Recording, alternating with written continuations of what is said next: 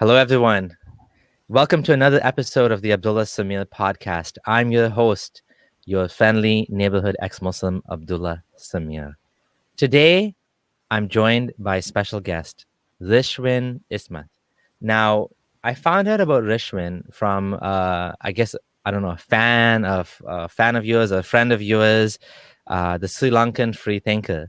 And he sent me a message on Twitter to check you out. And when I heard your story for the first time, I was amazed at what you've been through and what you've done just because you're not Muslim and what you had to go through. So I think we have a very interesting conversation ahead of us. Those of you who are new here, I'm back on the main channel. Yes, the main channel is still here, still doing well. I've been using a second channel just for a little bit, and I'm hoping to start using this one again once all the monetization issues get fixed. Rishman, how's it going? Hi, I'm good at the moment, and thank you very much for hosting me in your channel. It's a proud moment and the happiest moment. I have to say that when I enter into these things, Abdullah Sameer, apostate prophet, Hari Sultan, Amin Nawabi, all big names in YouTube. So today I'm in your channel. I'm really happy, and I thank A. Navaratna from he's a Sri Lankan free thinker. So the one who I think he's your follower. So he got to know about me, and then he get me connected to you. So I thank him. Thank you, A. Navaratna. And so you have quite the story, and you know what is unfortunate, if you ask me, is the fact that you have such a story to tell, that you went through all of these things simply because you're asserting yourself as a disbeliever, simply because you're not a believer. I mean, what kind of world do we live in that it's an issue for someone to not be Muslim? I mean, people in the West, they choose not to be Christian all the time, and there's no big disaster that happens to their life. I mean, sometimes there is. I mean, to be honest, it happens sometimes, but usually not to the extent that we're gonna go to. So it's unfortunate, but it's so important that and it's so great that you're able to talk about it, because there's always risks involved. I face very little risk for what I do, even though I do get cyber threats and all that. For in terms of physical safety, I'm pretty okay, which is not something that we can take for granted all over the Muslim world. So can you tell me a little bit about Sri Lanka for people that don't know? Yeah, as you say that I went through a lot, but to all of your listeners who are going to know about the Sri Lankan ex-Muslim, it will be a surprise to know that Sri Lanka is not a Muslim country at all. Even we don't have Muslims for 20%. The Muslim population in Sri Lanka is somewhere around 10%. But still, Wow. the extremists from this 10% is capable enough to make attempt murdering me and doing bomb blast, and their influences started from 60s or 70s with the arrival of Sri Lanka Jamaat-e-Islami. This Jamaat-e-Islami is the branch of Maulana Maududi's one, but he found in Pakistan. So arrival of this is systematically started, and the pinnacle was the Easter bomb blast. So far, I don't know where it will go, but it came to that level. So it started a long time back, and we still live only 10% in Sri Lanka, and Sri Lanka is an island nearby India, and Muslims are, as I said, somewhere around 10%, and we have the free education system. Why I'm saying it will be useful when I'm referring something later on. So we have the free education system, and 97, more than 97% of the students attend to the government schools in Sri Lanka. And we have the free education system. Only around 2 point some percentage of the students go for the private schools. And So far it sounds pretty good. I mean, it sounds like Muslims are actually a minority, and most people go to government schools, like public schools. So if that's the case, then why is it so difficult to leave Islam in Sri Lanka openly? well, yeah. So you put the cherry top of the cake at the beginning of this conversation. I have some books here to show you. Okay, you can see this book. I can. Oh yes, you can see this one. Yeah. Right, and here you can see the Right. Okay. Here you can see this one is the official Sri Lankan government implement. This is the book. It's written in my language, Tamil Islam, and Yeah. for 11 grade 11 students. Okay, it's students around 15 or 16. They study this one. This is in same book in other language. It's Sinhalese. So Sri Lanka have two main language and Tamil also. This is the another book of Islam that I studied during my period, and this book been in used from 1978, I believe, 79, 78 to 79. Yes, from 78 is in practice, and this book being taught, and this is still in the syllabus of Sri Lankan government schools. I said 97 point odd percentage of the students Yeah. go to the government school. So in this book, it's clearly mentioned leaving Islam, punishment, murder. So,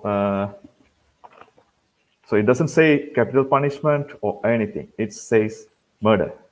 Yeah. That Tamil word used here is kole. So when somebody started studying at 1978 at the age of 16 till today, these subjects, so around 32 years ago, from 16, he's 54-year-old. A Yeah. 54-year-old Muslim man has studied that someone leave Islam should be murdered. Wow. That's crazy. Yeah, Yeah. it's okay. You don't have to find the page. It's fine. We believe you. I No, was gonna show say, you. oh, It was okay. because well, when I got to know that I'm going to be live with you, there were some Yeah. accusations. Even there are people, they always put accusations like we are lying because they don't believe that such things are in Islam. Most of the people, they don't know what it is in Islam. I always Mhm. tell the people, Muslims, to study Islam. Don't try to just come forward and defend Islam, because I left Islam after studying Islam just because I was born Muslim and I didn't agree with Islam and I didn't leave it. I throw my weight to follow Islam. Even I have left my jobs because when I found that it is not going good with Islam, so then I even left my jobs in tourism because of Islam. So I put a lot of weight to follow this one. Even it had been life changing decisions to follow Islam. I did it. So just because I studied this one up to certain depth, luckily I had some brain that was useful in a broader way. Finally, I got to Yeah. know the things, and I left Islam. So just what I'm showing these people. Please, oh, I think the camera is. Yeah, Yeah. here Just you can see this is. If somebody understand Tamil, they can see this one. So it doesn't yeah. see only killing of apostates. It's also said that if somebody married and engaged with adultery, should be stoned to death. It's also mentioned what kind of medieval punishment that is mentioned in the Sri Lankan textbooks. You maybe wonder how it comes. These books are freely issued by the government of Sri Lanka under the Ministry of Education, Educational Publication Department. Deliver this one to all the students who studies Islam in the government schools. This means almost 97 or 98% of the Muslim students study this one. So some dropout or somebody who don't go to the school may say that, oh, I didn't study this one, but I can't take the responsibility because there are, I see comments, oh, I also went to the government school, but I didn't study this one. You may be a dropout, or you might have not go to the school the day that it rained and you slept at home. So I can't Yeah. take the responsibility, but most of the students have studied. And while I was in school, I studied this one. And Ridda has been what do you call categorized into three different categories, like the one you do with your action, with your words, and with your mind. So Oh these yeah. examples are given, and even in the grade 11 examination, there was a question: how many kinds of riddas are there, and give the examples like pronouncing Oh wow. something, or thinking by the brain, or with action. These all ridda. So it's said in the Sri Lankan school textbook. So uh, so everybody mostly who went to the government school and study these things have this one. Apart from this one, there are Jummah sermons where Maulavis sell this one. Those who leave Islam should be killed, and a lot of preachers do these things. And Islamic movements such as Jamaat Islami, when they're publishing their books, they give more weight to the people like Yusuf Al Qaradawi. You call Qaradawi? Yusuf Al Yes, Qaradawi, Karabia. and this guy also, yeah, this guy also had issued a fatwa that if they want any apostasy law, the Islam would have been disappeared. So we also had justified this one under this kind of situation. It's very dangerous, and Muslims are very influential in Sri Lanka. So I show you the books. If I want. Sorry for interrupting you. What I want to understand is, I mean, in Canada, we also study Islam in school. I mean, my son is in a Catholic school, and he has a class on it. I mean, he has a subject they study Islam as well, but like they don't go into the details of like, oh, the capital punishment for that and stuff like that. It's more like, yeah, Islam has 5 pillars. Islam is, basically, it's very high level. Why are they going into so much detail as to those who leave Islam? I mean, those who leave Islam would be killed, would never be allowed to be even taught in the school, because I can't imagine that they would allow that. But tell me why or how is that possible? Who's responsible for this?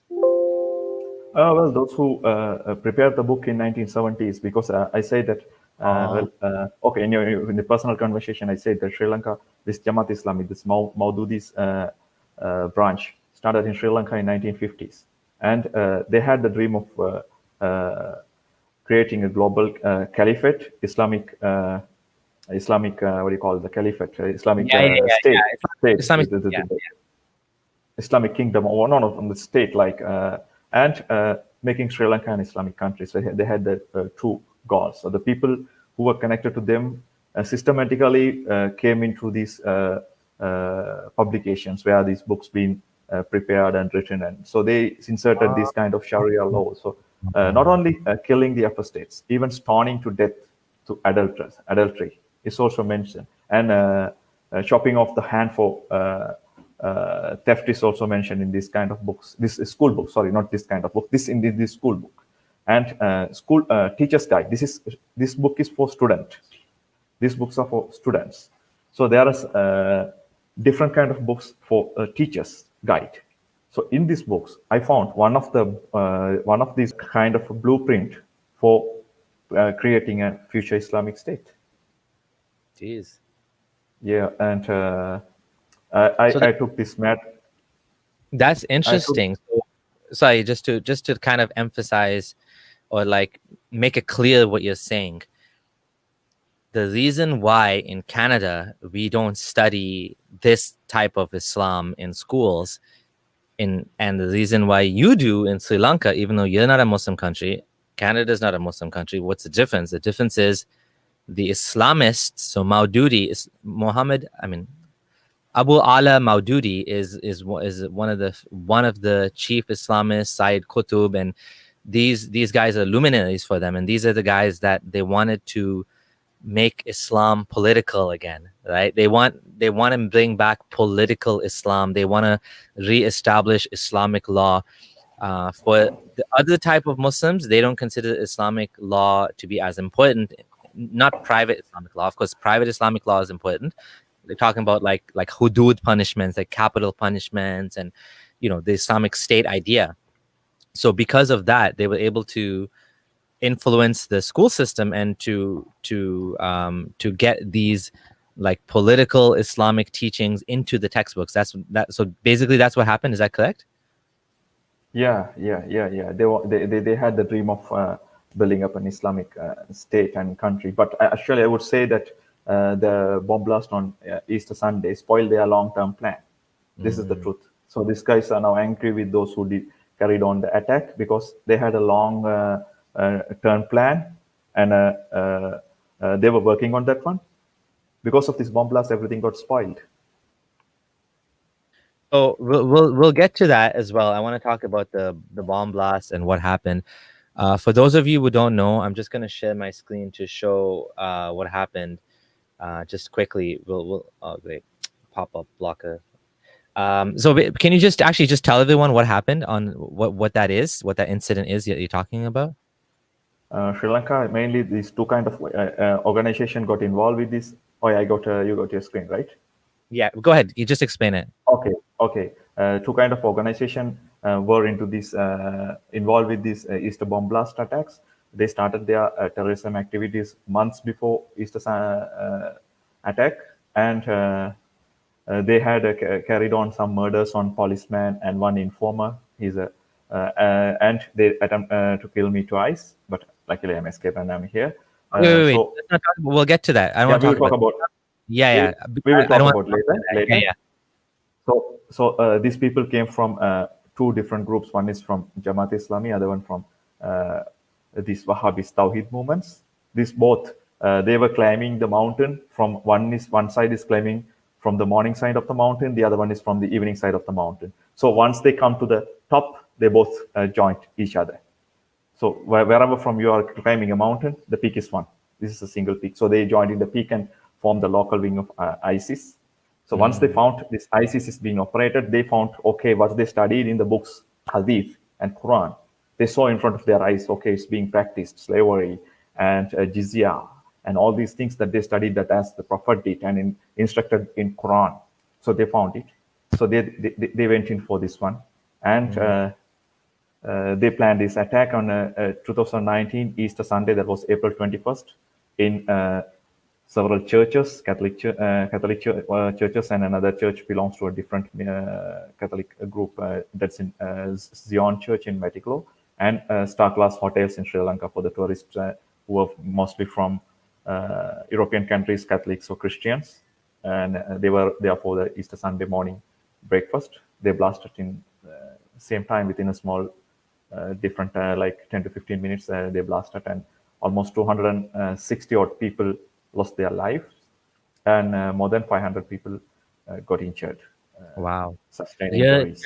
you're saying that just to reiterate, you're saying that what happened was the ISIS teachings took hold in Sri Lanka, a non-Muslim country, because of the work of the Islamists, the seeds they put into the school system, so that even though 97% of people go to public schools, Muslims had already had this teaching. So now, since they were 16 and now they're in the 50s, they had this teaching that Islam has all of this Hudood, this capital punishment, and all of these things. So when ISIS came, it took hold quite rapidly. Is that what you're saying?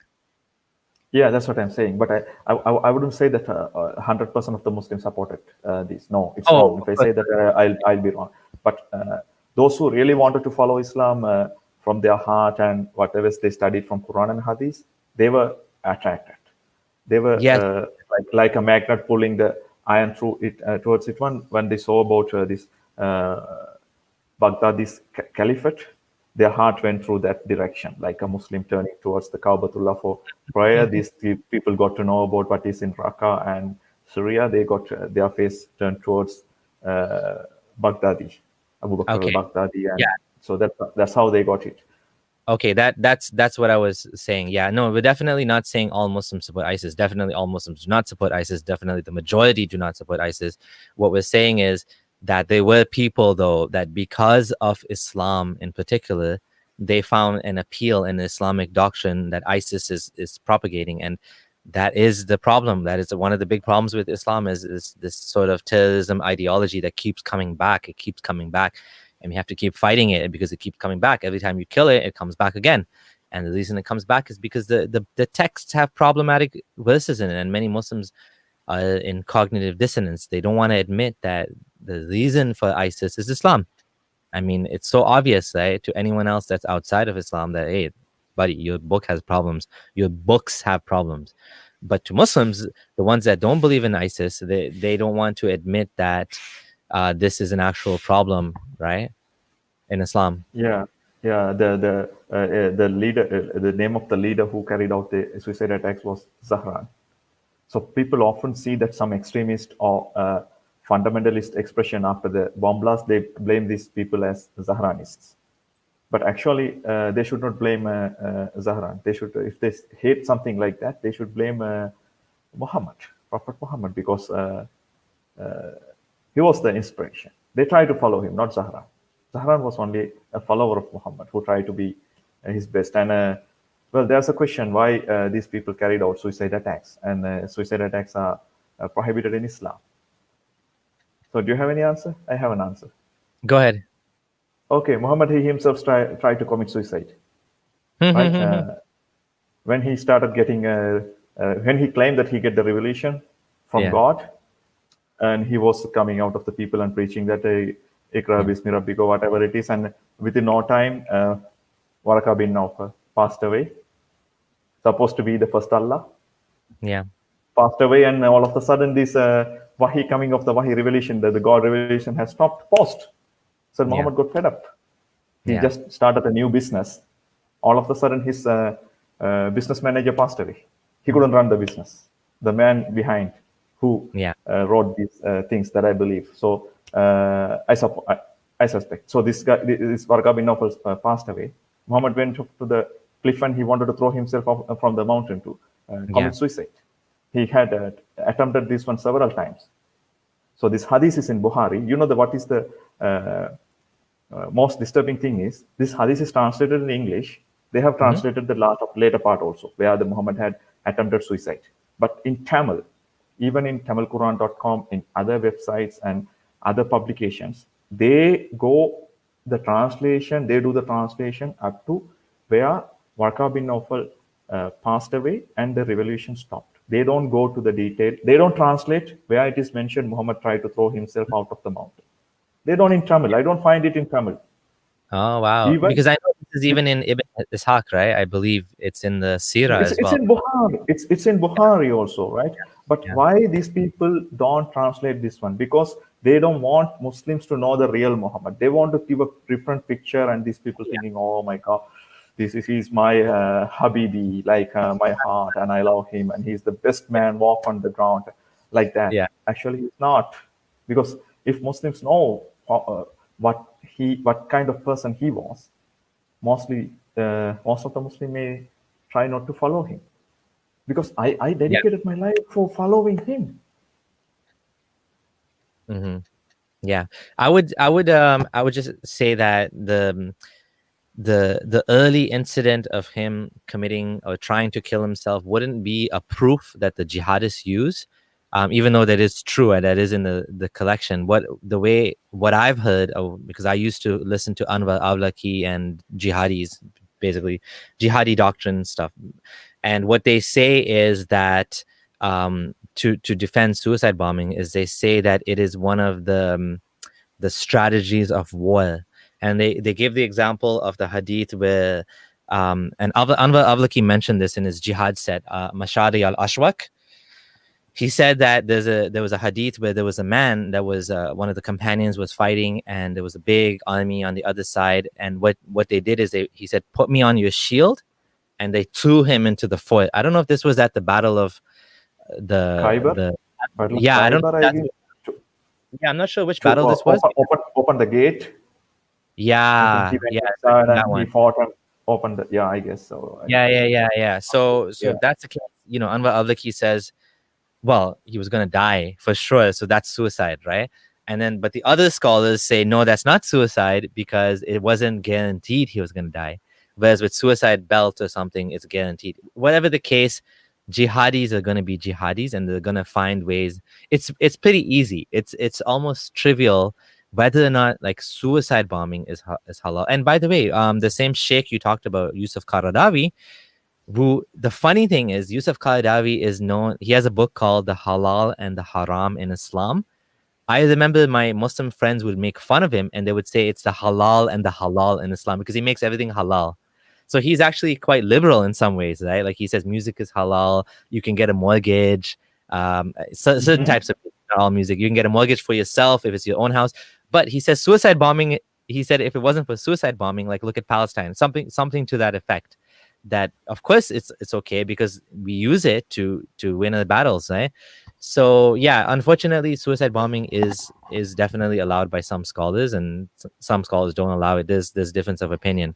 Um, but anyways, regardless of that, what you said is a I very will, add one thing to that one. yeah, Yusuf Al Qaradawi's fatwa encouraging suicide attacks, permitting suicide attacks, was translated to Tamil, and it was published in a magazine, official magazine, monthly magazine, published by Sri Lanka Jamaat Islami, called Al Hasanat. It published that fatwa. Suicide attacks are permitted in Islam in Tamil in Sri Lanka.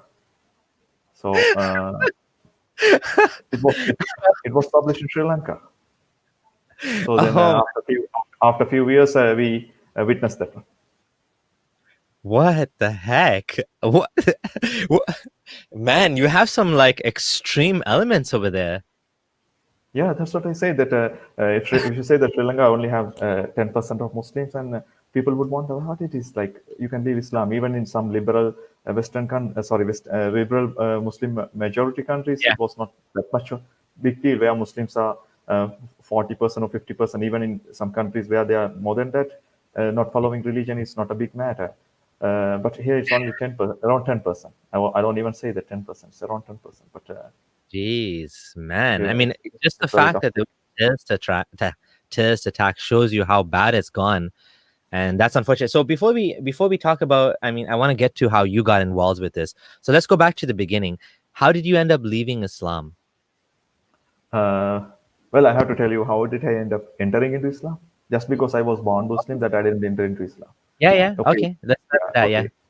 okay, okay. My father used to be an atheist, but a secret atheist. He never declared himself as a Muslim, but he always find the best excuse to not to go to attend any prayers. And as far as my memory of 29 years with him, he I remember he went to masjid only 2 times or something like when he had no real escape. So, but he never tried to put anything on me. But I have to say that he is more into the left side, and he was a fan, a follower or fan, or I don't know how to call this. He's more into leftist ideologies and Mao Zedong and Marxist ideologies. But he didn't teach me anything. Like he didn't try to influence me. He let me try to find my truth my own way. But like it's a kind of father son thing. Like okay, father was a streak, and I want to study. Then oh, my father is always putting this restriction on me like that. And then I thought, okay, this guy is not praying properly. That's what is the thing that I should be a good Muslim. And that's how I got a kind of interest in Islam. In 1990, we moved to a town called Mavanella. From 1991, I started studying from Mavanella Zahira College. This in the central part of Sri Lanka, where the Jamaat Islami was very influential. And my Islam teacher was a Jamaat Islami man, and he started inviting me for the Quran classes on Thursdays. And this is how I went to the Islam. And I started studying Islam and Hadith and Quran lectures and all. And the Jamaat Islami was the moment that I told that Maulana Maudud, this one that have the dream of creating a global caliphate. So Yeah. this is how it went on, and in 2004 we had the tsunami, this tidal waves attacking Sri Lanka. That also changed my mind a lot. Okay, I thought, okay, if I had died, what would have happened? Okay, I should live my rest of my life for Islam and something like that. And then I left my job also. Then I came back to my village and started doing a small job. And I spent a lot of time with studying Islam with Maulavis and all. Okay, at that time also, I had an idea like Muhammad married Aisha, but that was only one isolated case. And it is not, we don't need to follow that one. And he changed the rule and something like that. This is how Jamaat Islami kind of apologetic explanation they gave us. So I believe that one. But from 2004 onwards, I was more involved with this Wahhabist or Salafist ideology. Then one day, we had a chance of talking with the mullah, a scholar. I can't say scholar, is a Maulavi who came for like a sermon in Mavanella. His name is Mujahid ibn Razi. Now he's in Saudi Arabia. He's doing his on YouTube channel and all. I should thank this guy. So while we were talking, like this child marriage case came, and there was another guy with me, and he said, "Yeah, it was Prophet Muhammad did, but it is not. It's prohibited. Like we can't do that one." And he said, "Who said it is not prohibited?" I said, "It was only in the Hadith." And like then he said, "No, it's not in the Hadith. It's in the Quran." And he took the Quran and said that read 64:5. So 65:4, right? So to Talaq, Yeah. verse Yeah. number 4. Yeah, and he said that, and that one it's mentioned that about three kind of people's iddah. This is the third one is the prepubescent girls, that the girls who have not attained to age. That means little girls. So he said that if it is mentioned that divorce is mentioned, that marriage is also there. This is in Quran. So there's no Quran verses prohibiting this one. And some people say, bring another verse, like saying that there's no marriage valid without the consent of a girl. Yes, the Yeah. hadith is there. What this hadith said, without the consent of the girl, the marriage is not valid. But another hadith said, if she is a virgin, her silence is the consent. Consent. Yeah. Yeah, if you go and ask a 6-year-old girl, if she is silent, marriage is done. Nikah kabul, visa kabul, it's done. Yeah. So child marriage is permitted in Islam. So then later on, after leaving Islam and all, I found your website, and you had added more detail about that one. And idda is only necessary from Quran, that you say that idda is only necessary only after the marriage. If the intercourse happen, then only the idda is necessary, because Quran verses say that after you marry to these women and before you sleep with them, you divorce them. So you don't need to give them their mahar, and there's no idda period. Yeah. So if the idda period is prescribed, that means there should be an intercourse. So Islam permits sex with prepubescent girls. So he explained these things, but not this idda part, the other part he explained, but I got it in my mind. Then the same night we talk about slavery. Then we said slavery is also prohibited. He said, where it is prohibited? In Islam, it's not prohibited. It says it is there. And he said, today we are Muslims minority here. One day if we happen to attack the Sinhalese in Sri Lanka and go for a jihad or something, then their women are our slaves. They are our right-hand possessors. So we can use them. This is Islam permits, he said. But okay, I got these two things in my mind, but they didn't disturb me. Okay, I thought, okay, something, okay, Allah is more powerful, because my faith on Islam was very strong. So I was with more Salafis, and if you allow me to share my screen, then I can show how I used to be. Sure. Okay, 1 minute. What were you? What was this guy that you were talking to? He was an imam or something? I Yeah, missed he's a that. Maulavi. He's an Imam. Yes, Imam. He's an Imam. And he Okay. said, Wahhabi imam, basically. Salafi, yeah, because, right? yeah. Here he's in the Salafi. Okay. Okay, and I guess you can share the. Yep.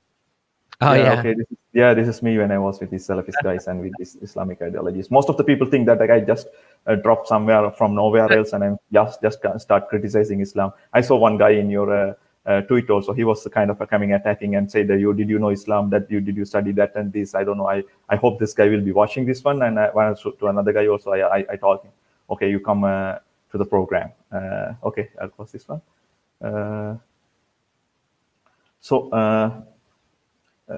He said these things, okay?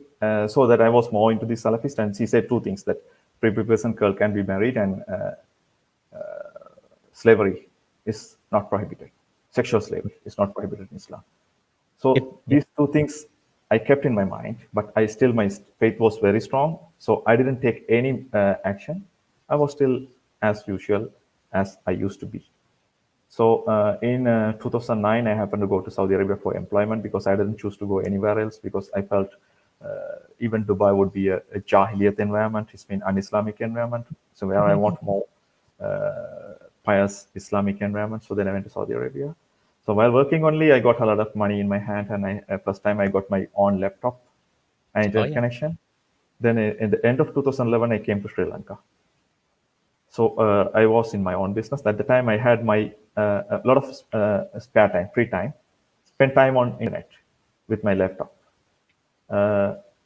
So I just started come across some kind of criticism about Islam. There was one group. We just need 2 minutes of your time to report do the mass reporting of un-Islamic and pages. So they added me. This is a secret group. Okay, they added me. So at the beginning, what I did is I was just reporting these pages, but I can't help seeing the pages and the content. So I found some interesting criticism about Islam. Then what I did, instead of reporting this page, I bookmarked. I wanted to see what this kind of argument they are bringing against Islam, because I wanted to prepare myself to give the reply. Yeah, the model, yeah. Yeah. So then I saw maybe these people might have got their ideas from Alizina or somewhere, maybe from Amin Nawabi. I don't know. That was in 2012. Who was active at the time? I don't know. I was a Muslim. So in 2012, so I saw this criticism. So it just started disturbing my mind, because I already studied that Muhammad married a prepubescent girl, and Yeah. it is allowed in Quran, and about sexual Agree. slavery. Yeah. So I'm from Sri Lanka, and I faced the civil war of Sri Lanka. Indian army came, and we were in the Tamil Tiger control, and Indian army came and captured all the areas. So if it was an Islamic military, I thought my mother, my sister, my relatives, everything would be halal to them as slaves. Yeah. So, but Indian army did not do that one. So that was also struck in my mind. It was in 1999 or something. Sorry, 1989 or something. That Indian army was a small boy, but I remember that how came they attacked these shootings and all going on, and they. So then I thought, okay, this is something seriously wrong. But very slowly, my iman started shaking, and the thought started like coming out, okay, from the out of the shell. While this was going on, I met two interesting people when I went to Jaffna. That's my hometown. After a long gap, I met two interesting people for the first time. While we three were talking, they were talking about the education system of Sri Lanka. Their view, what they were talking was totally a different dimension to me at that time. I asked, are you people Hindus? They said, no, we were atheists. I thought, wow, I've been always seeing everything through this color glass. Halal or haram, is it good or bad in Islam? Nothing else. So these people were talking in a different dimension. They were in a different view, much higher than me. So it's also disturbed. Then I came back to Colombo and my home, and slowly I dropped praying Fajr. So Iman was getting weak. Slowly I dropped praying Fajr. Then thereafter, I stopped praying 5 times. And every Jummah I went for Friday. Still, my research was going on, search was going on about finding the truth. And it continued for like a few months. While this was going on, and I started skipping the Jummah also. But every third Jummah I will run, because there's a hadith that if you continuously miss 3 Jummah without reason, that you will be a kafir. So I don't want to fall into that one. So every third Jummah I went to this one. So this was going on while I got another thought, a different thought came into my mind. Okay, if there's a God, Allah, okay, He sent His messenger with His message. Give me a minute, please. He sent His messenger with a message to the whole mankind 1,400 years ago. How many percentage of the people have accepted His message? Less than 30%. It's 25%. Right? Muslims are around 23 or 24%. Yeah, less than 25% of the people only have accepted. Within that 25, how many percentage of the people have clearly grabbed, understood what is the correct Islam, what actually the God tried to say me? Because you see, lot of numbers of even more than 100 of different views about every issue inside Islam, and lot of groups.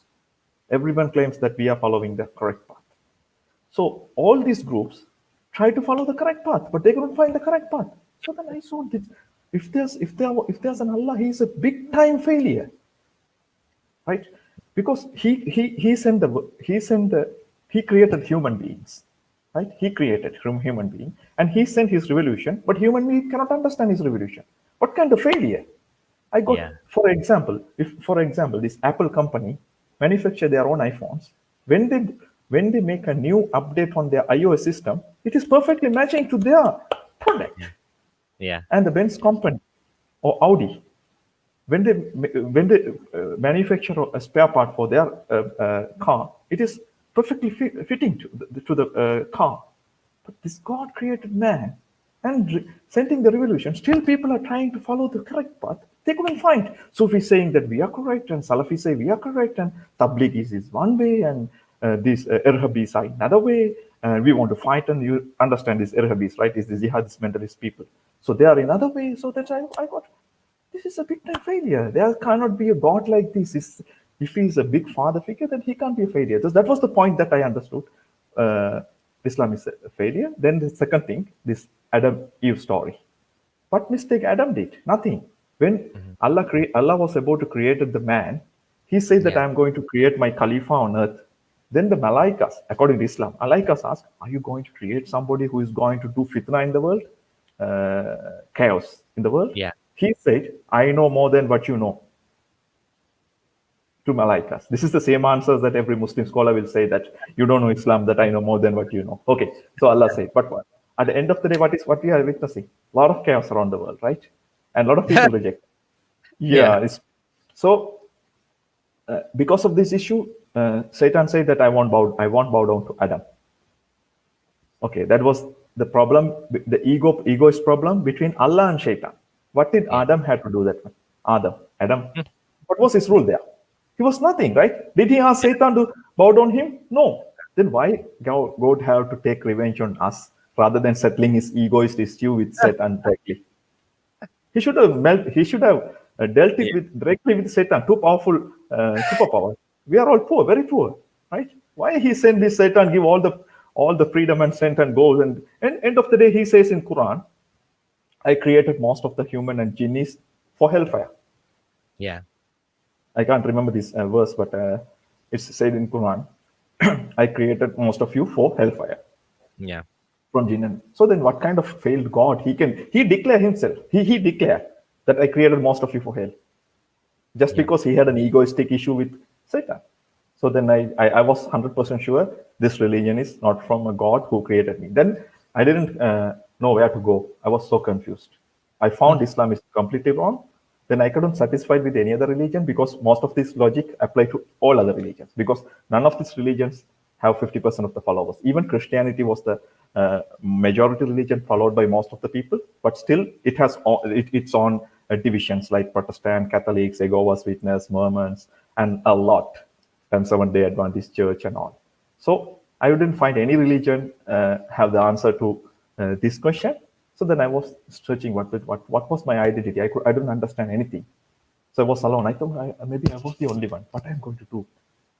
And then I found a interesting term called SBNR, spiritual but not religious. Okay, I thought, okay, I may be like that because I still think there can be a God, but these religions are man-made. So that for a small period of time, my religious view on Facebook was SBNR, but not for most of the Muslims. Oh, none of the Muslims didn't understand what I try to say, because maybe for the S they may say it's a Salafist and Salafist national, something like that. SBNR, they didn't understand. For the S they might have thought that, okay, Did this guy you is trying to say make Salafi. this up? SBNR? I never heard of this before. It sounds like deism. Yeah, deism. Yeah, it's deism. But that Oh. was the first time I found something on Facebook like that. Then it Ah. took me for another year to find, okay, there's a term called ex-Muslim. That time I didn't know any of you. Even I didn't know Mariam. I didn't know anybody. I left myself after studying Islam. But most of the people think that, okay, I left Islam because I read some book of Dawkins or Yeah. Sam Harris or somebody. They think, no, I didn't read anything. I left Islam after studying Islam. Yeah.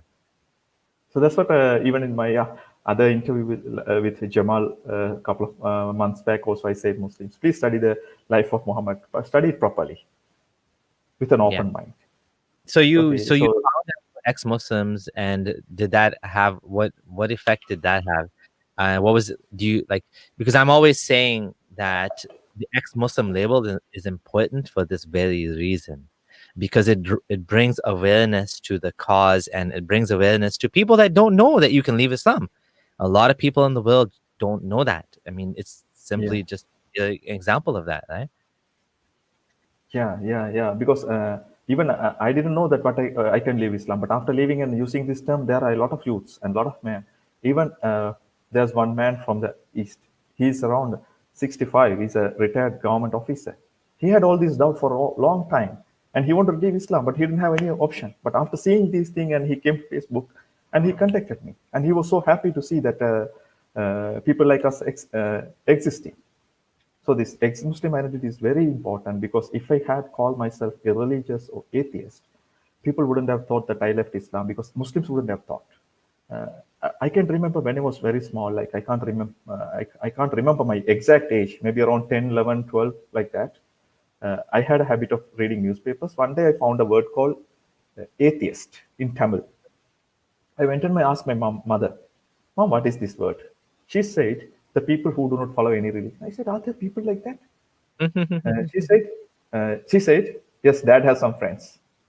Because I told you my father was a leftist and an atheist. She said, she put it like this: Dad has some friends.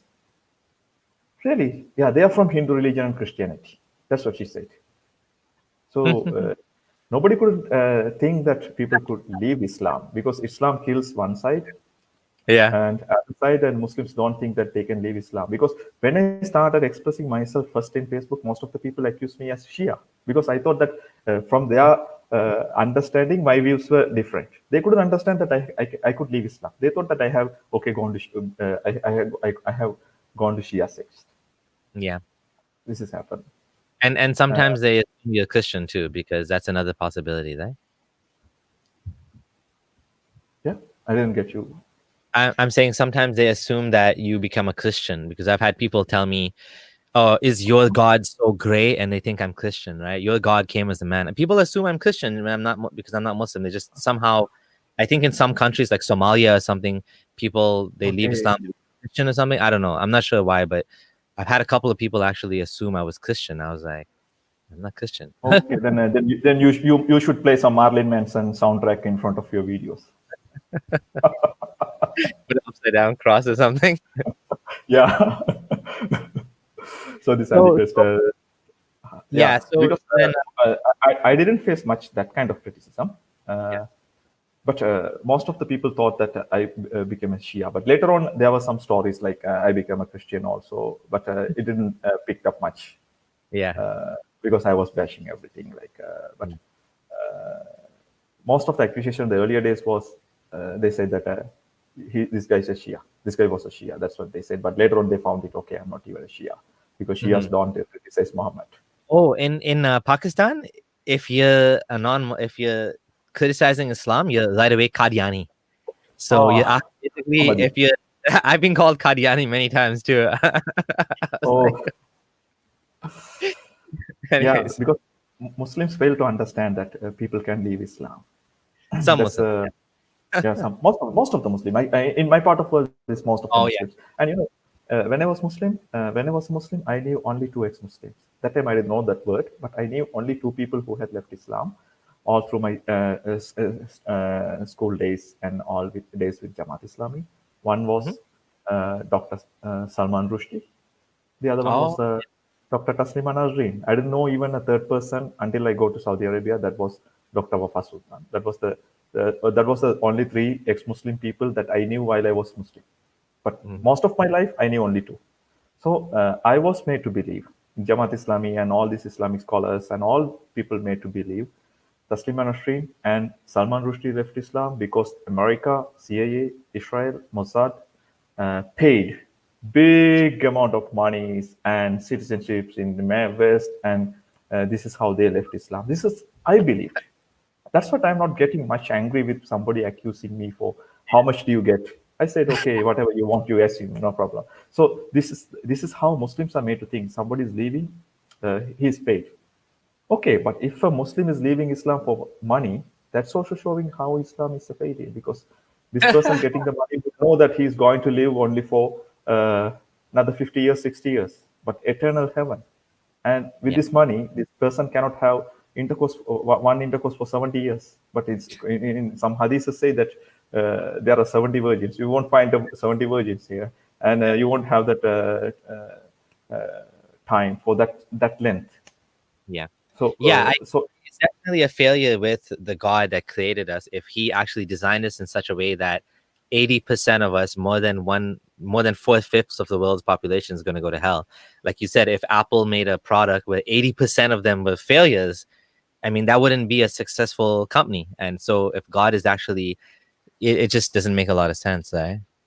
yeah, right. Okay. Yeah, that's what I say. That God created man, and He sent His message. So the message Yeah. is not fitting to the product of him. Him. It's So not he's a operating. failure. Yeah. Yeah, he didn't know how to update his product with his Yeah. message. He failed. He Yeah. failed. Simply failed. Yeah.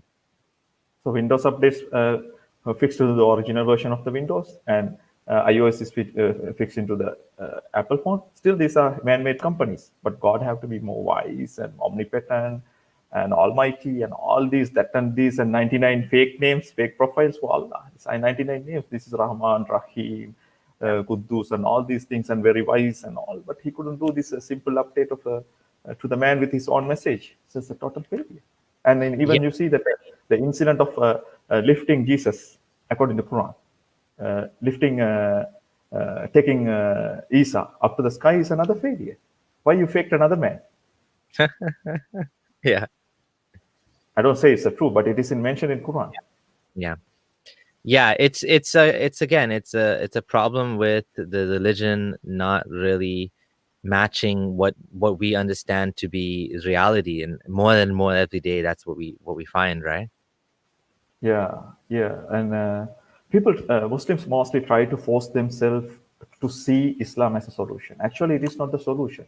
Okay, I don't say that as a total package, Islam is the worst. No, there are good side and the bad side. So why do we need to take something with good and bad when we have an option to go with good things, like with Yeah. your own brain? You know that one. Okay, you should not defecate in the streets, in a Yeah. public place. Yeah, you know that one. You don't need to read a book. This was written 1,400 years to go. Know that one. Even there's not a single place where it is in Islam. It's mentioned that you should wash your hand before having your meal. Yeah. Yeah, I that's challenge anybody can bring me one hadith saying that you should wash your hand before eating. No, it says that suck your fingers after having the meal or give it to another person to suck. yeah. But it didn't To say like, that you should wash your hand before that one. This is a yeah. simple health guidance. But Islam didn't know that one. Yeah. So why do we need this one? We don't need that one. Yeah. So then what happened? So you became religious and you found your way out of Islam. Do you want to talk about you know what, maybe before we talk about that, just want to mention that there's a Sri Lankan here that he's mentioning that the majority of Muslims in Sri Lanka, the comment's gone. Oh, here we go. He's saying it's not fair to generalize Sri Lankan Muslims. There's several strands. So what he's on about is the extreme Salafi movement. Most of us are Shafi Asharis. Would you agree with that? That most Muslims in Sri Lanka are Shafis, they're not Wahhabis or whatever you call it. You said you were going to tell me about how the Sufis or the ones that are not Wahhabis, somehow this has enabled the extremism. You want to talk about that and Yeah, respond to this? I want to talk about that one. And first, I want to tell this guy that I didn't accuse Sri Lankan Muslims. Okay. So most of them are innocent, but they are the victims, ultimate victim of Islam. So I voice for their liberation, not for any other religion mostly. So because they are in the shoes once I was wearing. So I want them to know the truth. So I don't hate Muslims and I don't criticize Muslims. I don't blame them. A normal Muslim layman. Okay, then I have to say that Sufism, or they call this guy say the Shafi. Well, I don't know. Asharis. I don't know this. Asharis. Is Asharis is a Shiite? No, Ashari is basically no, it's the opposite of Salafis. So the Salafis take everything literally. They say throne of Allah, is hands of Allah, hands. The Asharis, they're more metaphorical. From my understanding, it was influenced by Greek philosophy, and so it's more consistent logically because they say that Allah's hands could be His power and His dominion, and so it's unfalse. What do they say for the? And they all tend to be, like Hamza Yusuf. So they say apostasy law, it doesn't need to be there. Just like that guy was telling you on Twitter, he was arguing with you, was saying the gold, the maqasid are the most, and I understand that there is Muslims that see it that way, and it's good that they see Islam in this way, because these type of people, they can bring Islam forward into the 21st century much easier than Salafis that want to bring the world back into the 7th century, right? These type of Muslims that see Islam as more malleable, they will say, but of course it's still problematic because you always go back to what the Quran and Sunnah say, which is a problem. But they say the goals of Sharia are, preserving lineage, preserving life, and whatever, and preserving the religion. So of course preserving the religion could mean anything, right? So like Hamza Yusuf would say apostasy law is not needed anymore because it pushes more people away from Islam, but back then it was connected to treason or whatnot. So he's just saying, I don't know if that's accurate or not. I don't know if it even matters, because we're not generalizing Muslims here. We're just saying, we're talking about Islam, and yes, there's some bad elements in Sri Lanka. I think that's what you're saying. There's some bad elements in Sri Lanka. We're not talking about the majority. Okay. Is that yeah. Yeah, and I want to ask these guys that what do they say for the if the hand of Allah is something power or something? What do they say for the sword of Muhammad? What it is that one that. So anyway, that is the one part. I am from a Shafi Madhab family. I'm from Jaffna, and almost all the Muslims are Shafis. And first, I start to learn prayer from Book of Shafi prayer. That in my language they call Tolhe Shafi, the prayer Shafi, or Book of Shafi prayer book. That was the famous book in Sri Lanka. So I Hmm. learned prayer from that book. So I used to be a Shafi Madhab. But okay, yeah, I will continue. So this guy that Sufis or Shafis are the gateway to the extremism. How it happened, when these guys start bringing Islam into the non-Muslim lands in a peaceful version. So these people are actually peaceful, as you said.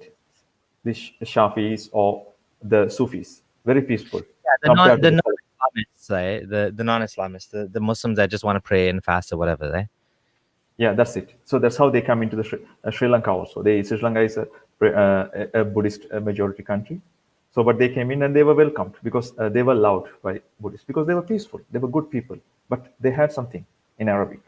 One is Quran, Bukhari, Muslim, and all these things. There's a masjid, there's a tariqa in the south of Sri Lanka where they recite Bukhari for 40 days. And end of the 40th day, they have a huge feast, but they They recite Bukhari cover to Bukhari? cover.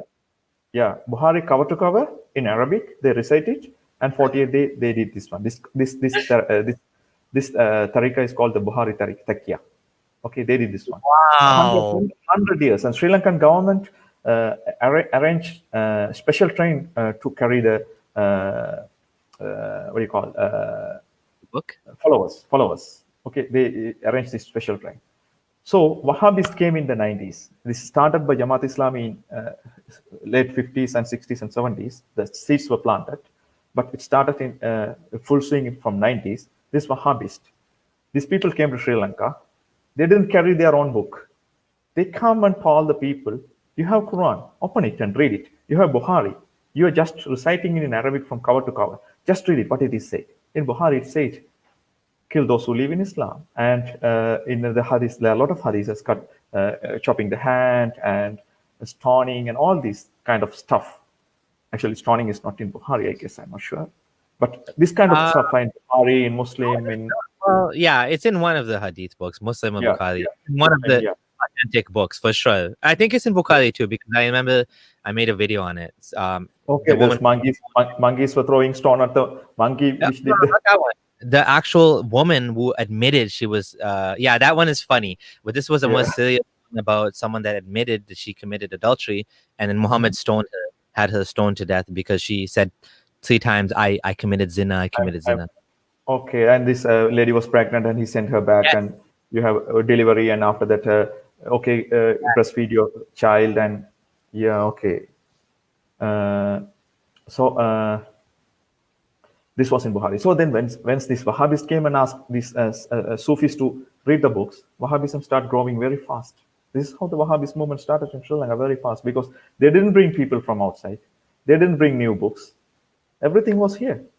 They just the everything was there. They just lit the fire. That's it. Did they have the Bukhari in your local language as well, translated?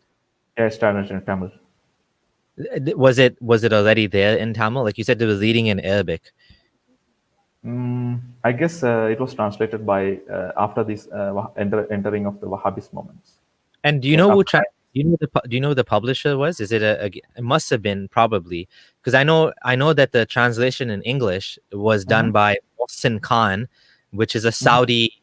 I think he's a Saudi. I don't know if he's a Saudi guy, but it was funded or supported by Saudi Arabia or by the Saudi money or whatever you want to call it. But about the local translation, no, I'm not pretty sure about the exact details, so I don't want to say that Yeah, that's what I fine. guess. Yeah, so So but it was. I totally hear what you're saying because I know that when I became Muslim, I mean, I converted from Ismaili. I like this appealed to me, this appeals to many people, the Salafism, because it's just like it's so easy. It's like you read the book and it's like it's there, and you're like, okay, well, that's what I need to do. And I know that even not just me, even Farhan Qureshi, who is a friend of mine, who converted from Hinduism. converted from Ahmadiyya, he became Salafi too. And so Okay. there's a lot of people, we when we read the book, it's just easy to just kind of see that this makes sense with this what Muhammad was doing. Now you're telling us this is what we need to do. Yeah, it makes sense, right? And then when you look at, I don't know, I think somehow it just appealed to me. But some people, of course, they think Wahhabism is bad, and it is bad from other perspective. But in the terms of like fitting the text, it's a very easy thing to fit the text, right? That's why it's comes back over and over again. Right. True. And And sorry, one more thing I forgot to mention is very important. And of course, the fact that the Saudi money is funding all of these Salafi scholars. University of Medina, who, Yasir Qadi, Bilal Phillips, Muhammad Al Sharif, so many popular speakers today went to University of Medina for free of charge. You can go to University of Medina. It's fully free of charge. You have to be, usually you have to be under 21. That's the rule. They will pay for your everything. They will even give you money on top of that. And then, of course, you come back to Canada. Now you're preaching Salafism. So this is why the oil money it's caused the whole world. I mean, this Salafi movement has spread like wildfire because of Saudi money. And it wasn't like that, like, in the past. Islam was, not like this, like it is today. Like Pakistan and the way they want to like establish like apostasy law and it wasn't like that in the past. This is a very modern thing where you have nation states doing this. yeah, true, true. Even in Sri Lanka, also the Saudi money has a big influence. Not only Saudis, Qatari money, and there are reports that Turkish money also to form a khilafat to Jamaat Islam. Anyway, that one guy asked about. I studied only the Wahhabist version or the Salafist version of Islam, and he was following the Sufist version or whatever. Now the can is open, the worms are out. You can't put it back, right? So you can't say that okay, we are going to go back and follow Islam like it was in 70s, and we didn't know Arabic, and we didn't see the translation of Bukhari, and we didn't see the translation of Quran. No, you can't do it. What is done cannot be undone, right? So now can is open. So people know that what is Wahhabism and what is in Hadith and all. So now I am asking this guy question. It is about which version of Islam you are following. No, it is not about what version of Islam you're following. The question is whether Islam came from an almighty, omnipotent God who created the whole world or not. I don't care which version of Islam you're going to follow, whether apologetic version, moderate version, Sufism, Ahmadiyya, or Salafism, Wahhabism, whatever it is. My question is that a religion came from the God who created all the human beings? Jews, Christians, and all the human beings, not the Muslims, all the human beings or not. If you find an answer, thereafter you can decide whether you're going to follow it or not. If it is not, leave it. Why you're just grabbing, okay, it is not from the God, but I just want this part only. No. So this guy cannot say that. Even inside Sufis also, they have difference between themselves. Qadriya, Shaduliya, Naqshbandiya, and all these tariqas, and they call their sheikhs are the proper one and descendants of the Prophet Muhammad and all. So they have their differences, but now they don't talk about their differences in public because they are in the huge attack from the Salafis. The wave of attacks coming from Salafis, and they cannot face it. So then they just try to show that they are one unit. So Sufis, but they are not one unit. Of course, they are not. Yeah. They Yeah, have this is difference between. attack by certain Muslims where they will say, "Oh, you used to be Salafi, so you don't know anything about Islam." And then the funny thing is, I have Sufi friends where they're also told by Salafis, "Oh, you're a Sufi, you don't know anything about Islam." So everybody is trying, "Oh, you used to be Ahmadi," but what the thing they're not getting is every like EXMNA, Ex-Muslims of North America, did an informal survey, and what they found is the results. I posted the results on my Twitter.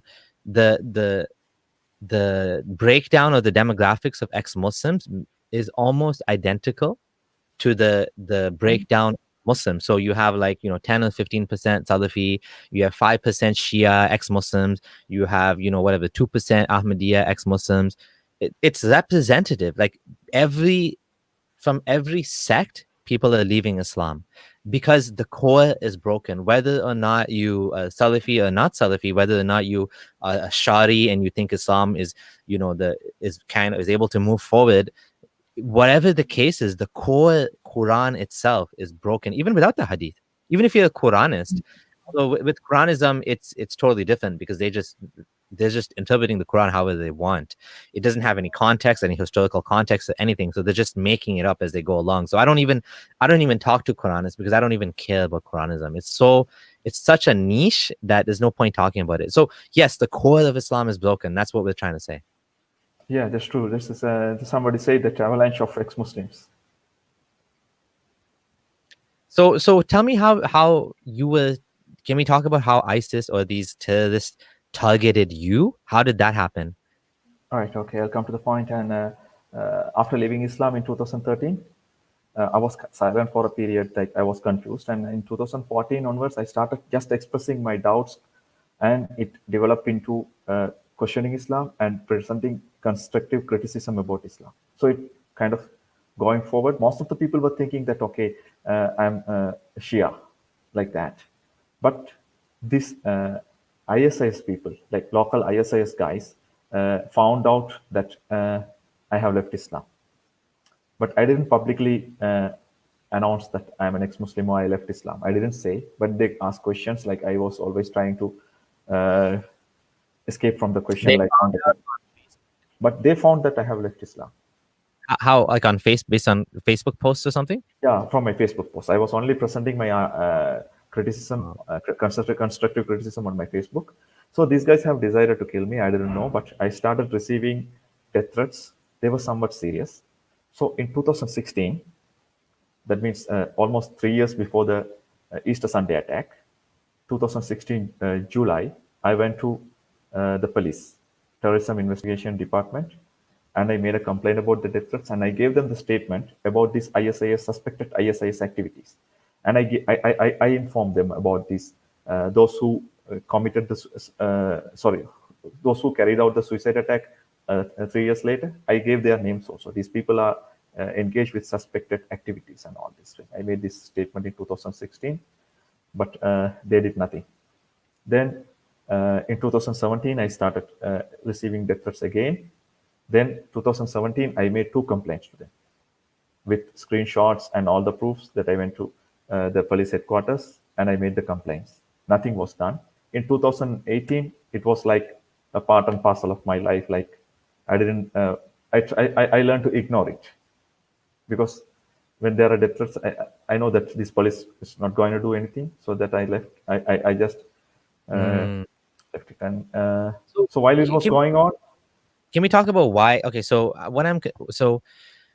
what I want to say is, just to be clear, I mean, because people might not understand this, so just to emphasize this, death threats are of many different categories. So there's death threats that I get online, and a lot of them are just trolls.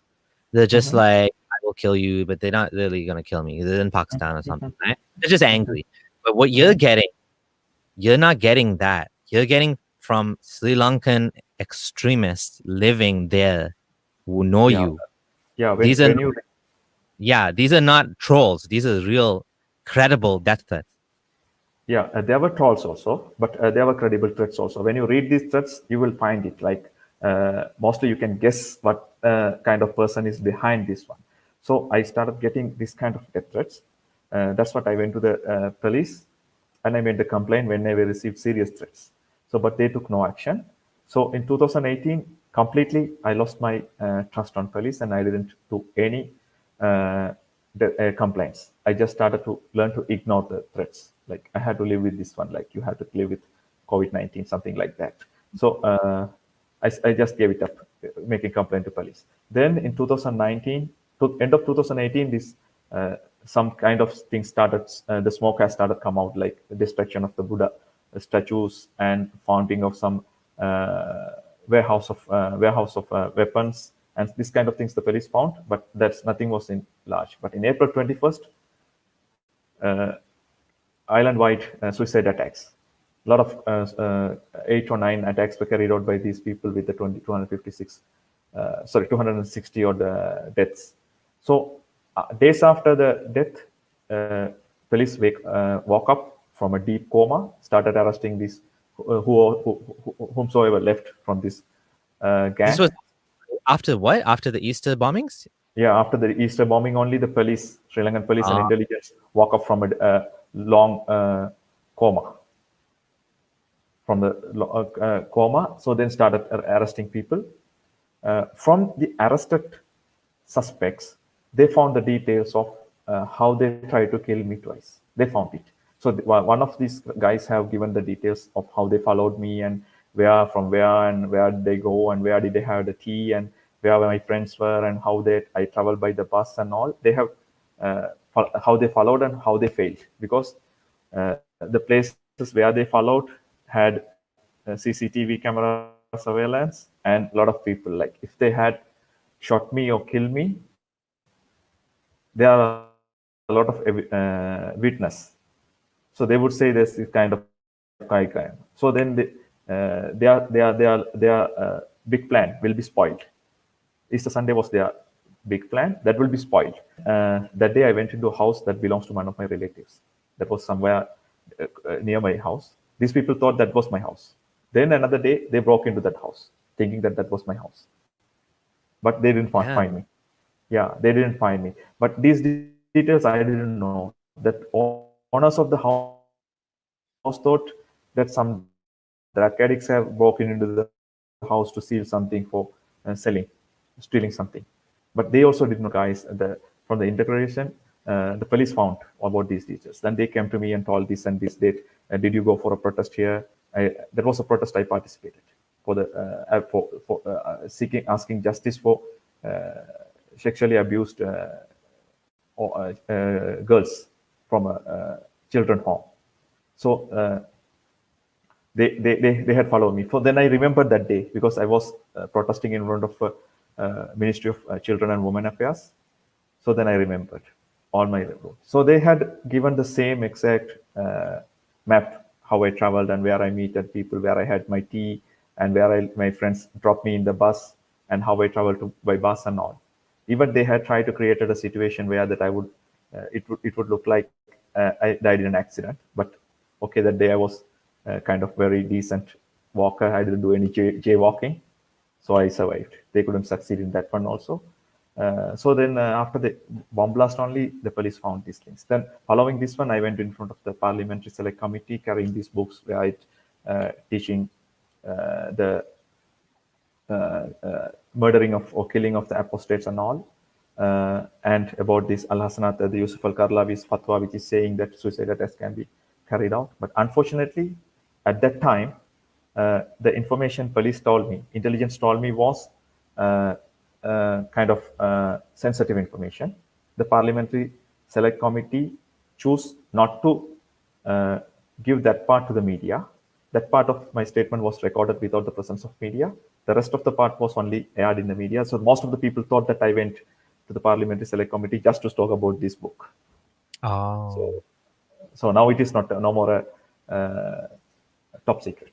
So it's out. So that's I open up here. So this is how they try to kill me today. So you're saying they only aired the part where you're talking about the books, but you actually talked to them about a lot more things than that. What else did you Yeah. talk to them about? Actually, the main point was the my previous complaints and how they tried to kill me. This was the main thing. Oh. But these things were not aired because this information were not told by me. This is informed to me by intelligence. So since the Oh. intelligence were involved at that time, it was considered as uh, kind of sensitive information. So So then that was now I see it was classified. So yeah. now that this happened, what happened to you after that? Since you came on TV and all that. Well, when I went to the Parliament Select Committee, then I had to take oath first thing. So traditionally in the Sri Lankan oath, you have to take oath with your name and religion. So I said that I don't have a religion. I can't take this oath. So then they said, no, you can mention one of these. They are Christian, Muslim, Christian, Islam, Christian, Muslim, Buddhist, and Hindu is mentioned. I said, no, I don't belong to any of these. So finally, there was a discussion. I guess I was the first to do such a oath, and I took my oath only by my name. They allowed me it finally. One of the parliamentarian explained to the committee, okay, this guy is an atheist, this is what atheism. That most of the, even some of the parliament members had no clue. That they asked what your religion, and as my first question, I said I don't follow any religion, and it was also a surprise to them. Sri Lanka is a country, by constitution you have the religious freedom, but Mhm. in these school books it says that you have to be killed. Wow. So it's contrary to the constitution. The basic right that's guaranteed by the constitution is uh, directly attacked by the school books. Hmm. So then I took the oath, and after I declared myself as an ex-Muslim in front of the media. That the following day, leading national newspapers and TV channels were broadcasting my statement and all. Then that was a big backlash I had to face, and I was forced to leave my home. That was almost 1 year and 3 months back. Since then, I didn't return my home. I couldn't, and so I was forced to leave my home. I became a public enemy of Muslims, but they didn't realize that I am talking for their rights, because I was once a victim of Islam. So Muslims are the ultimate victims of Islam. So they should be liberated. So at least they should know what they are following. For example, the one who is drinking and smoking, the one smoking knows that what he's smoking, this is nicotine, and long-term smoking can cause cancer and all. He has the knowledge. When he's buying this cigarette, he knows what it is inside, and it is all the government warnings are printed in the cigarette pack. But when you are start taking the Quran and start reading, you don't know what it is inside. You just read it in Arabic and thinking that it is come from a peaceful prophet, from a peaceful religion, from an omnipotent God and all. So here I have, this is a Sinhalese translation of Quran, and this is another one done by another people, and uh, this one done by another group. All these three translations have different translation. This one another contradict in small issues when it comes to jihad, jizyas kind of things, and they have differences with one another. Why there are difference in Quran translation? And even after, if you go to Quran.com, you can find around 10 to 12 translation from Yusuf Ali, Pickthall, Maududi, and all these things. Even after you pick one translation and you come and criticize Islam, like this kind of Sufi people or somebody, some apologists will come and say, no, the translation is wrong. This is a wrong translation. You got it wrong. But I have a question. Yeah. When it comes to hadith, I never heard from anybody say that this is wrong translation. Why? Because you have a different ball to play. This hadith is Uh-huh. daif, not authentic. You can't Yeah. play that ball with Quran. So then you have to play a different ball, saying this Yeah. translation is wrong. So Yeah. this is pure hypocrisy. Yeah. Yeah, definitely. So you faced the backlash. You had to leave home. You had Did you have like angry mobs against you, or they threatened you even more, or like they just made your life a living hell? Like what happened exactly? Well, my family is Muslims, and their relatives are Muslims, and neighbors were Muslims, and Oh, there were a lot of pressure to my family, and even many of my family members don't talk to me, many of them, oh, and there are a lot of it was a pressure built on them, and I happened to leave. I was forced to leave. There was no option but for me to stay, because even the community also, I was portrayed as the enemy of the religion, so I had no option. I had to leave.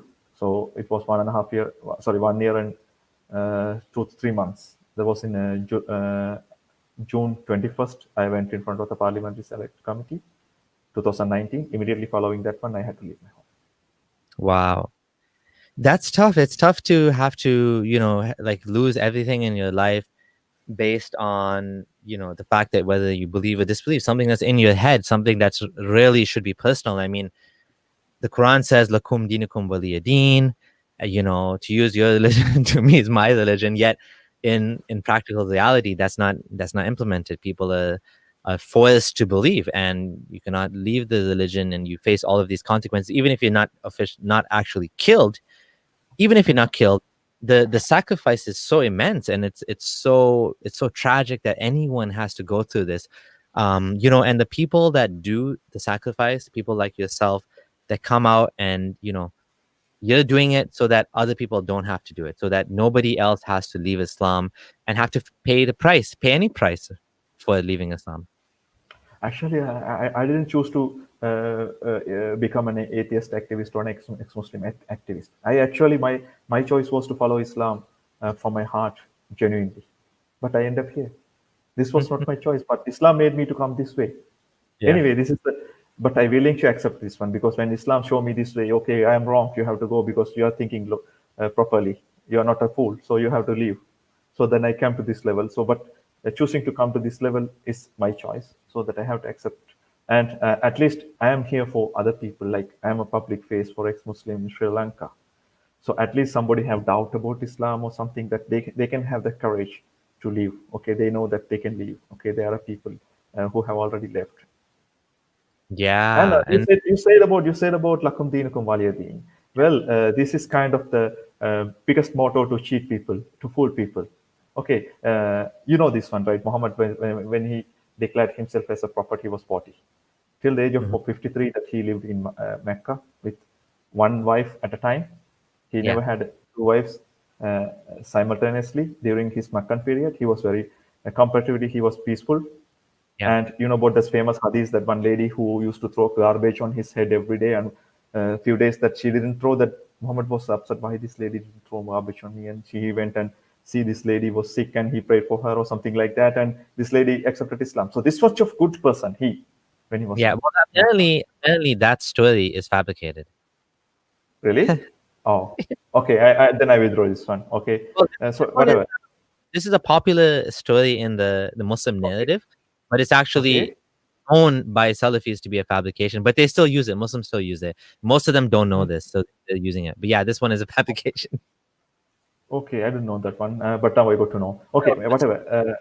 you said it's true that he had no power in the Meccan Yeah. period. So And there's no and he they were was peaceful. yeah, and he was being persecuted, not the other way around. Yeah, and he was peaceful. But once he moved to Medina, he got the power from two warring tribes. He united them, because warring tribes mean they are warriors. They know how to fight. Yeah, So they were well-trained army. So he united them, and cunningly he became the leader. Okay, he became the leader. And after that, what you know from Makkah is totally upside down in Medina. He had 10 wives at a time. The guy who had only one wife, but he had 10 wives at a time, sexual slavery, robberies, uh, lootings, wars, murders, and all these things started in Medina. So the Lakum Dinukum Waliyadin was in Mecca. You know, it's a simple thing. Like in Quran, even if you find two contradicting verses, yeah, you will take the latest one as the valid one. For example, the prohibition of consuming alcohol. All these version, first it's prohibit while you are praying, and later on it was completely prohibited. But both verses can be found in the Quran. But you don't take the first one, because it belongs to the period of the earlier period. But the second one overruled the first one.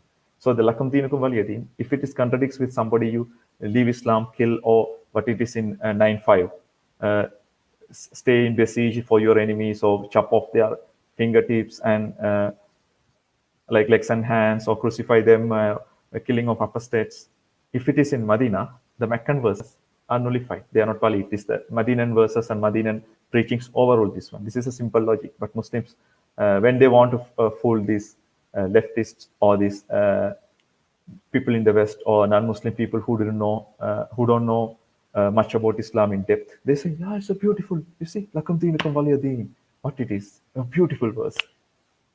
Then yeah. why did Muhammad break the idols in Kaaba?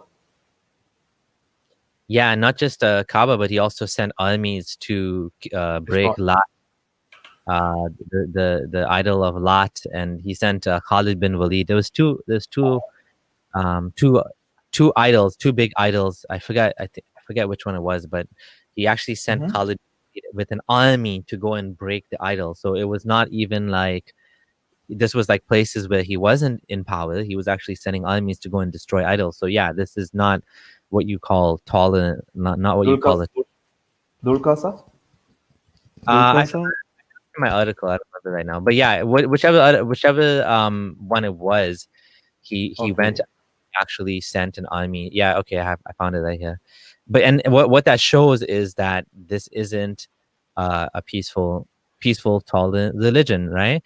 Yeah, Yeah. so he sent Khalid bin Walid to the area of Nakhla, where the idol of Uzza was erected on 3 trees of a forest, right? So that was Uzza, and then the other one was Allat in Taqif, right? So I'll share the link if anyone wants to read the details on that. But yeah, I mean, we all know that this is not a tolerant religion by any means. If like Buddhism, for example, we don't find there's no such thing as ISIS Buddhism. You know what I Yeah. mean? Yes. Yes. And we don't. Yeah, go ahead. Yeah. And according to the hadith that you share now, that hadith of the breaking of Lat and Uzza, Muhammad contradict with his own Quran verses. Whereas lakum dinukum waliyadi. What happened to lakum dinukum waliyadi? And it's difficult. These examples are very powerful because it's difficult to argue with what Muhammad did. You know what I mean? Like these are big examples where he's actually sending armies. The other example is just before he died, his dying words to Osama was to go fight the Romans.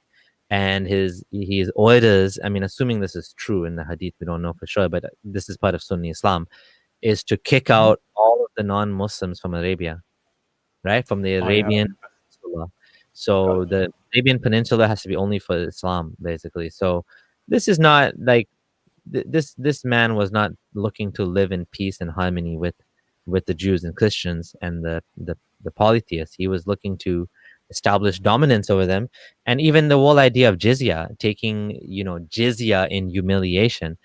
Even Quranists, I mean, how do you get out of the fact that it says take jizya in humiliation and humiliate them?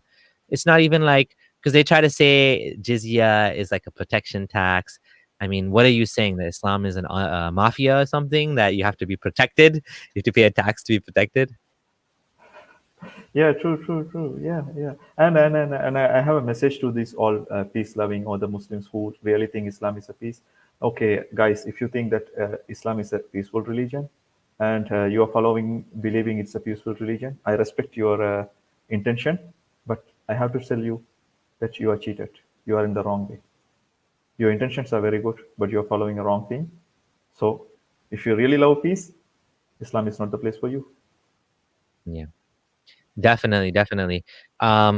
So just to make an announcement, while before we do any sort of questions or closing remarks, for those of you who are appreciating the channel and you're a subscriber here, if you're not a subscriber, do subscribe. If you're listening to this on a podcast app, as we now have a podcast version, please do leave a review for it. It helps the podcast get more visibility. If you'd like to support my work, please do consider joining me on Patreon. A small donation every month does help, and it helps me to plan out my finances, to hire people, to get editors and graphics designers. There's actually a lot of work involved in running a YouTube channel, and I would love to actually do other things in life as well, like go to the gym and things like that. And so your money does help. Your money allows me to spend less time on this while continuing to create more content, because I do have a full-time job. This is activism is my passion, but it is not my livelihood. My livelihood comes from my full-time job. So for those of you who understand, I do appreciate and those of you who have donated, and to my fellow mods, thank you guys so much for moderating the chat, keeping it kosher, so to speak. Keeping the peace in the chat, and making sure that no one's spamming and all that. Especially John Stopman, who's here right now. Thank you for coming, and thank you as well to the Sri Lankan freethinker, who was actually donated to the channel as well. So thank you so much, and Rishvin. This has been amazing. Like you've actually shared a lot of gems. I can understand that if Muslims are talking to you, like it's hard to really respond to your points, because I can see that you've thought about these points a lot. And like, for example, the rebuttals you're coming up with, the fact that you're able to explain the difference between Mecca and Medina, like you're going to be a powerful force, and you should keep doing what you're doing. You should keep talking about Islam. I know like you said, you didn't choose to become an activist. And that's kind of that's a funny thing in life, that you just get put in front of a certain situation, and then people benefit from that, right? And that's what happened with me, and that's what's happening with you. I can see that the reason why people love you is because you're doing something to make the world a better place. You're trying to make the world a place where everyone can just be themselves, and if Muslims are able to convert from Christianity to Islam, many famous converts were former Christians, including Hamza Yusuf, Bilal Phillips, Cat Stevens, even. Well, why is it that it's okay for that, but when one of us leaves Islam, we're supposed to be killed, right? You gotta wonder. And the things you brought up about slavery, and the things you brought up about Aisha and the child marriage, the reason these points keep coming up is because they're unsettling, right? We know, like, no one needs to tell you that child marriage is wrong. You just feel it when you see a picture of like a young lady, like a very young lady with an old man. You're just like, well, this is not right. I mean, this doesn't sit well with me. This doesn't make sense. And yes, we can say that whatever Muhammad did back then, if you want to say it's a special exception, okay, well, then we can say it's a special exception. But Muslims don't say that. Muslims say he was a man for all times. The slavery thing you mentioned, Jonathan Brown said that in his book on slavery, that the sexual part of the slavery is one of the most troubling things in Islam. And it's not easy to explain it away because it's very problematic.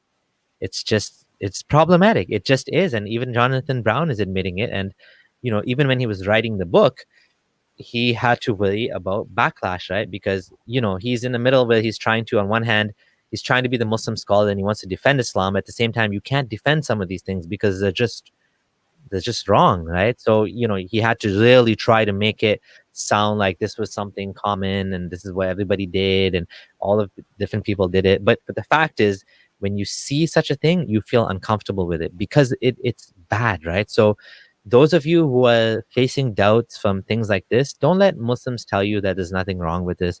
Listen to your heart, listen to your conscience that's telling you that something is wrong here, and this is what will lead you out of Islam into the truth, right? And I know nobody's looking to leave Islam. Like none of us wanted to leave Islam. Rishvin didn't want to leave Islam. I didn't want to leave Islam.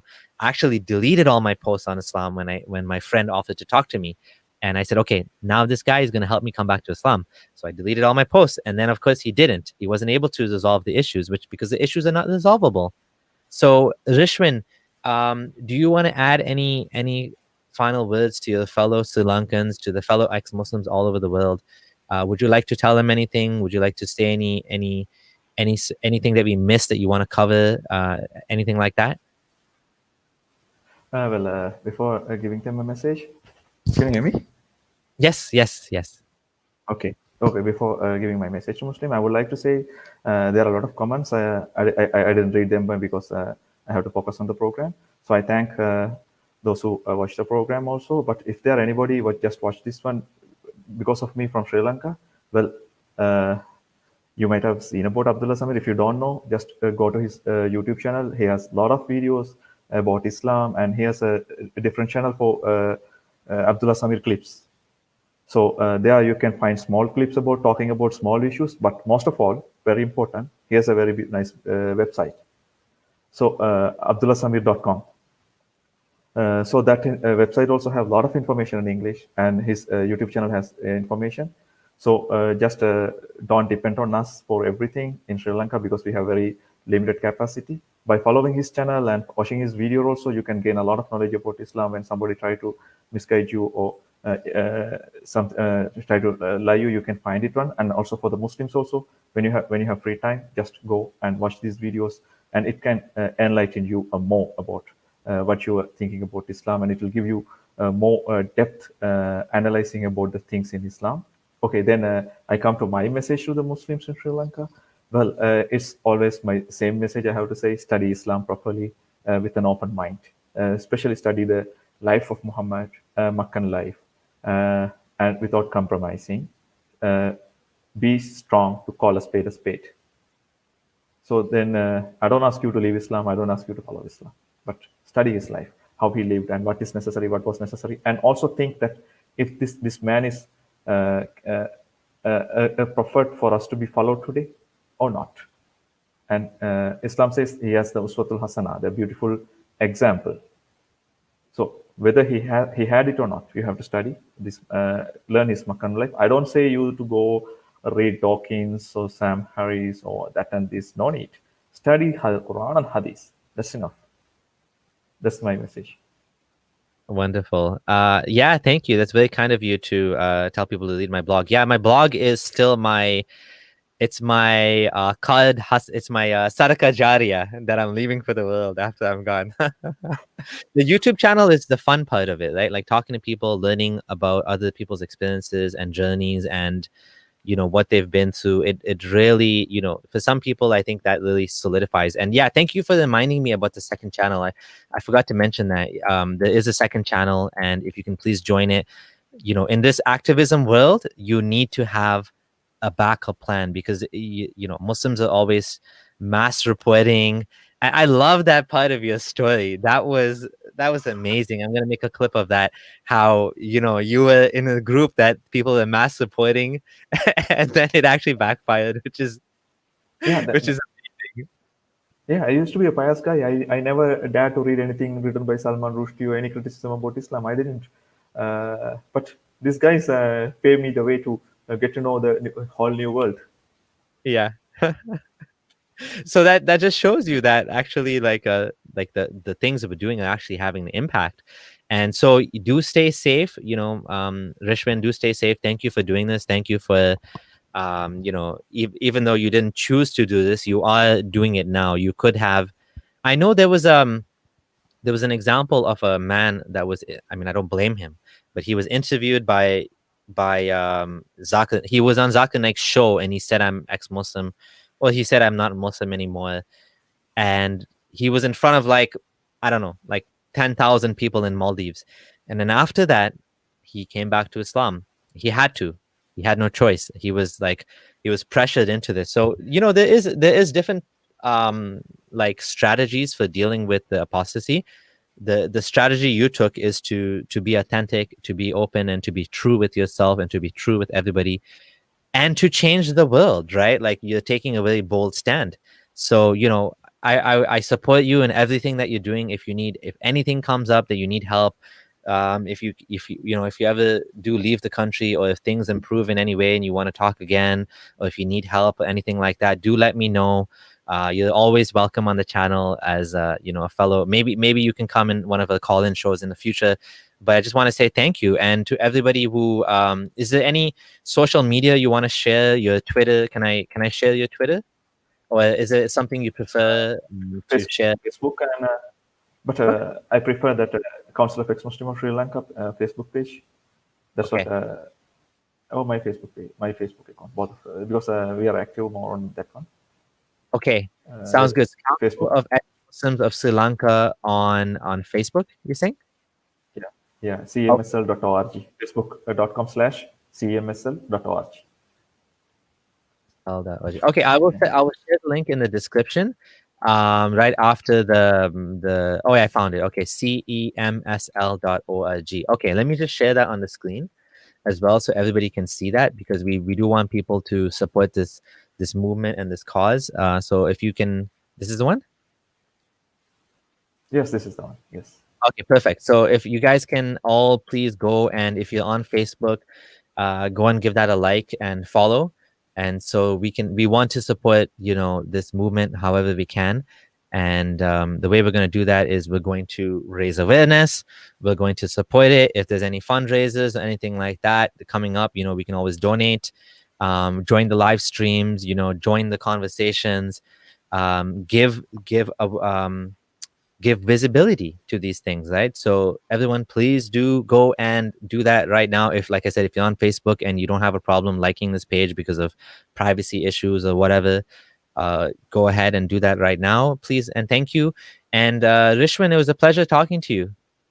Thank you so much. It's a great pleasure. It's a great pleasure to me also, because Abdullah Sameer was a big figure when I was getting out and see this your first interview about why you left, and you talk about your transformation from the Shia Ismaili to Salafist, and I found something like, okay, there are people have gone through the same way. Maybe some steps may be different, but the same way. I was today. I'm really happy that I got the chance to be in your channel.